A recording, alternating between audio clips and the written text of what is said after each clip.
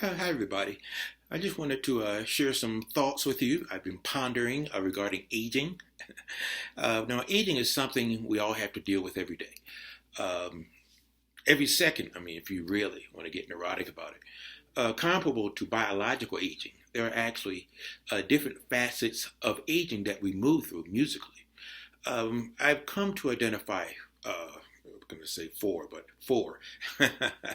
We have our chronological musical age, our developmental musical age, our artistic musical age, and of course, mastery. Number one, our chronological musical age. This is simply how long we've been playing. So if we've been playing for 20 years, then of course our chronological musical age is 20. Simple enough. Number two, our developmental musical age. This is simply a measurement of our overall skill sets. And I also want to add that these are skills comparable to others who've been playing equally as long. Quick story, when I was at Berkeley, one of my classmates was British saxophonist Tommy Smith. Now, at the time, Tommy was only 16 years old and had only been playing the tenor saxophone and jazz for 4 years. So, even though his chronological musical age was only 4 years, his developmental age was at least 15, maybe even more. He was pretty scary. Number three, our artistic musical age.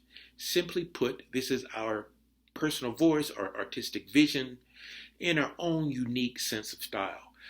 Some are fortunate to have this from the start, some never develop it, and some develop it much later in life or in their careers. Drawing from my own story, I began to embark on this when I switched to the soprano. And this was kind of paradoxical in that my chronological soprano saxophone age was relatively young, yet my artistic age was much more advanced. So I like to think that the gap has closed, or at least is closing. Now the fourth stage is mastery. This is when music is life and life is music.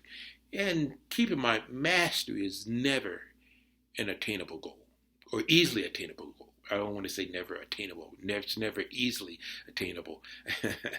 Well, you have to put in the time chronologically, developmentally, artistically, spiritually. So even when you arrive, hey, you may not even realize it. And I imagine, this is not hard science, that your chances of arriving at this stage increase significantly when you spend or live a life devoted to a high level performance and illuminating teaching. So it's important to remember that one does not guarantee the other. Now, you might have a chronological musical age of 30, yet your artistic age might be that of someone who's been playing for 10 years or less. And I call these types of professional students.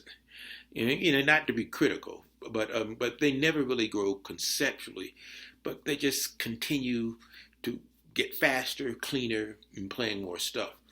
And there was a time when these types were never really revered, as one of the cats. One typically had to go deeper to be held in such high esteem. But today is a new paradigm. We embrace now a culture, what I call green masters. And on the sort of the flip side, even if someone lacks sort of the technical virtuosity or the vocabulary vastness, they may arrive at a very advanced artistic age much early in life due to talent and most often due to artistic vision.